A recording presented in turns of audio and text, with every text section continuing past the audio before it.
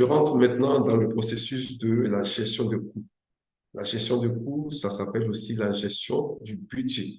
C'est là où on détermine clairement le budget prévisionnel du projet. Hein. On estime les coûts.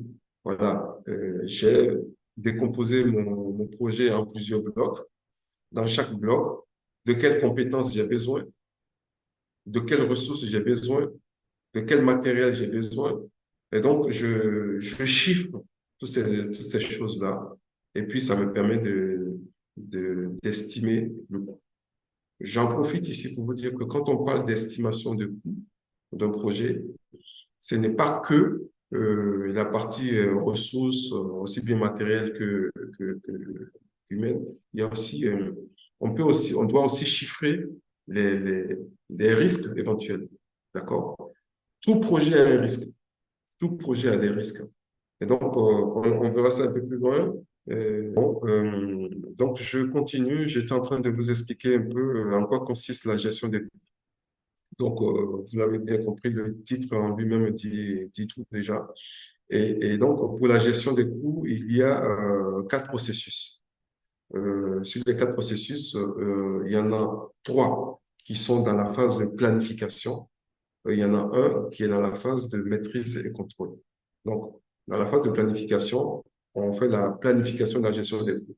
Qu'est-ce que on, on veut, qu'est-ce qui rentre dans les coûts et euh, euh, comment on dit ça? Comment on absorbe ces coûts-là? Est-ce qu'on a suffisamment de budget pour ça? Et est-ce qu'on va avoir suffisamment de budget pour ça? C'est pas qu'on n'a pas encore le budget. Est-ce qu'on va avoir suffisamment de budget pour ça? Voilà. Donc, j'étais en train de vous dire que c'est à ce stade que le fait d'avoir décomposé vos activités en plusieurs lots vous permet de voir un peu plus finement ce qui doit intervenir dans chaque lot et c'est ainsi que vous allez pouvoir chiffrer.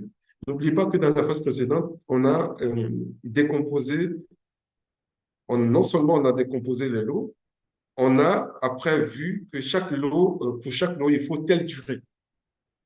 Donc, si une tâche dure, c'est pas un mois, au fait, quelles compétences j'en ai besoin? Si j'ai besoin d'un expert technique là-dessus, si l'expert technique, il coûte combien?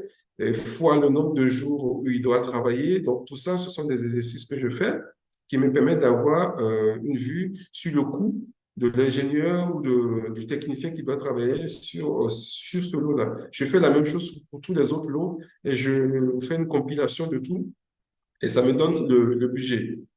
Plus que ça, je vais même anticiper, je vais faire la gestion des risques qu'on verra un peu plus loin. Et donc, dans la phase de la gestion des risques, on anticipe sur certains risques. Et sur certains risques, dans la réponse qu'on prévoit à ces risques-là, on y ajoute un budget. Si j'estime que il est probable que le terrain que je vais livrer, il se pourrait que l'étanchéité ne soit pas au rendez-vous, je prévois déjà d'avance une solution à cela et donc je le mets dans mes budgets, dans mon coût. De sorte à ce que si ça arrive, j'ai déjà l'argent qu'il faut pour faire face à ça. Et ça, c'est souvent une erreur que les gens commettent parce qu'ils veulent absolument gagner le projet, ils veulent absolument que les coûts soient réduits, donc ils n'insèrent pas dans leur budget, dans leur gestion de coûts, une prévision sur des risques. Et quand les risques arrivent, ils sont confrontés à des problèmes de coûts. D'accord? Donc, vous comprenez que c'est à ce domaine de compétences ou de connaissances, c'est quelque chose qu'il faut absolument réaliser. Vous commencez par dire qu'est-ce que vous mettez dans les coûts, vous estimez des coûts, et en faisant cela, vous déterminez le budget qu'il vous faut pour ce projet. Quand on parle de déterminer le budget, c'est ce que j'étais en train de dire, il n'y a pas le coût. On additionne les coûts, et puis après, on met une petite marge là-dessus pour d'éventuelles surprises. Et c'est ça la partie budget. Et donc, le dernier processus sur cette partie, c'est la maîtrise des coûts. Vous l'avez compris maintenant, chaque fois qu'on parle de maîtrise d'un processus, c'est le contrôle. est-ce que le budget que j'avais prévu pour ce projet à ce stade-là, je suis toujours dans les clous?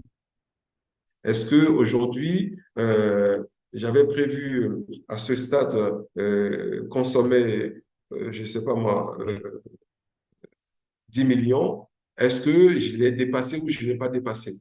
Si je suis dans mes clous, parfait, je continue. Si je ne suis pas dans mes clous, qu'au lieu de dépenser 10 millions, je suis déjà à 15 millions, wow, je prends des actions. Je regroupe mon équipe et on commence déjà à y travailler. On ne va pas attendre la fin du projet pour dire que, ah, il n'y a plus d'argent.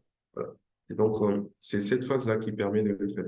Donc, tout ça, quand on parle de domaine de connaissance, ce sont des choses que le chef de projet doit continuellement faire. Vous comprenez que le chef de projet, c'est une personne qui a multicasquette. Un coup, il doit être financier, un coup, il doit être quelqu'un qui maîtrise la planification, un coup, il doit être un bon gestionnaire de ressources, on le verra un peu plus loin. Ouais. Donc, je poursuis donc. Là, on parle de la qualité, la gestion de la qualité. C'est un métier à part entière. Dans certaines sociétés, il y a un gestionnaire de qualité. Vous voyez? Mais dans la vie d'un projet, le chef de projet a cette casquette-là aussi. Et donc, c'est la gestion de la qualité, elle consiste à s'assurer que les standards de qualité sont bien au rendez-vous en termes d'exigences, de contraintes, de tout cela. Voilà. Le client, quand il commande quelque chose, il a des exigences. Donc, la gestion de la qualité, c'est de s'assurer que toutes ces exigences-là sont bien embarquées dans le travail qu'on est en train de faire. Et donc, ça se fait à travers des audits. D'accord? Ça se fait à travers des audits dans la vie du projet, à un rythme qu'on se fixe. Et on fait un audit de ce qu'on est en train de faire et puis on essaye de voir si on est toujours bon ou pas. Si on n'est pas bon, on prend tout de suite des mesures correctes, de correction.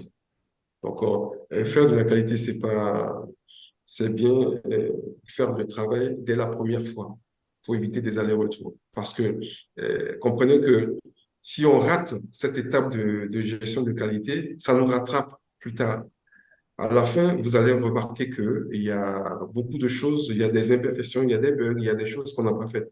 Et faire cela à la fin, ça va vous coûter plus cher que si vous l'aviez fait au moment où vous étiez encore à ce stade-là. Parce que cumuler des imperfections, cumuler des bugs, vous coûte cher. Un projet vaut mieux apporter des correctifs tout de suite plutôt que de les corriger à la fin. À la fin, non seulement ça vous coûte cher, mais vous avez un client qui est insatisfait. Et le projet peut être abandonné de cette façon. D'où l'intérêt de faire vraiment de la gestion de projet. C'est très, très important avec ça. D'accord? Voilà. Pardon. Je vais parler donc de la gestion de qualité. Dans cette phase-là, dans ce domaine de connaissance, il y a trois processus, dont une dans la phase de planification, une dans la phase d'exécution et une dans la phase de maîtrise. Dans la planification, vous définissez ce que vous voulez, ce que vous voulez faire et comment vous voulez le faire. Quels sont les outils que vous voulez mettre en place pour mesurer la qualité du travail? C'est là que vous définissez cela. Vous comprenez que le chef de projet, il a aussi besoin d'avoir une connaissance sur les différents outils de qualité. Donc, soit la société en a déjà en place, soit c'est lui qui va chercher l'outil qu'il faut pour mesurer la qualité du travail qui est en train d'être fait. Et dans la phase d'exécution, donc on gère la qualité. Quand on dit qu'on gère la qualité, c'est que on surveille la qualité, on suit la qualité, on vérifie si c'est là où on fait de l'audit, d'accord? De l'audit pour voir si on est dans les normes ou on ne l'est pas. Et dans la phase de contrôle, c'est là qu'on prend des décisions de, de correction. Quand on a mesuré dans la phase gérer la qualité et qu'on a vu des écarts, mais en fait, dans la phase suivante, on prend des mesures de correction. Est-ce que ça nécessite un changement? quelque part? Est-ce qu'il faut aller et faire appel à une société externe pour venir nous aider à faire ceci ou cela? C'est là qu'on décide ça. Donc, voilà les trois processus de la gestion de la qualité.